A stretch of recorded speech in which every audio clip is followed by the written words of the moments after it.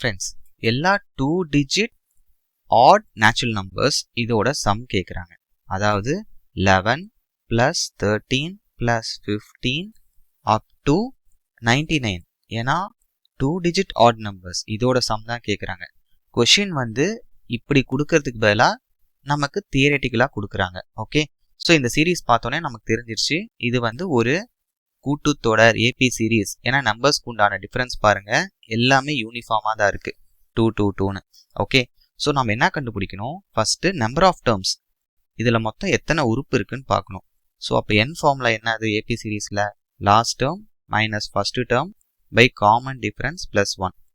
இங்கே last term என்னது 99, first term 11, common difference இப்போ தான் பார்த்தோம் 2 ப்ளஸ் 1. அப்போது 88/2 + 1 that is equal to 44 + 1 45. So நம்ம n கண்டுபிடிச்சாச்சு. இப்போ Sn ஃபார்முலாவில் போட்டிங்கன்னா ஆன்சர் வந்துடும். Sn is equal to n/2 into a plus l.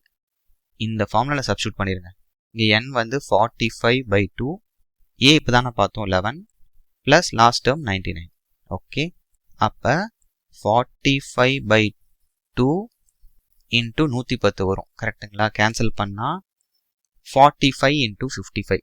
இதை நீங்கள் இன்னும் எப்படி ஸ்மார்ட்டாக ஆன்சர் பண்ணலான்னா 45 × 50 + 5ன்னு வச்சுக்கோங்க 55. ஓகே, ஸோ ஃபஸ்ட்டு 45 × 50 பண்ணுங்கள், எவ்வளோ வரும் 2250 ப்ளஸ் தானே இருக்குது நடுவில். அப்புறம் 45ஐயும் 5ஐயும் மல்டிபிள் பண்ணிக்கோங்க 225. இப்போ ரெண்டையும் ஆட் பண்ணுங்கள் 5742.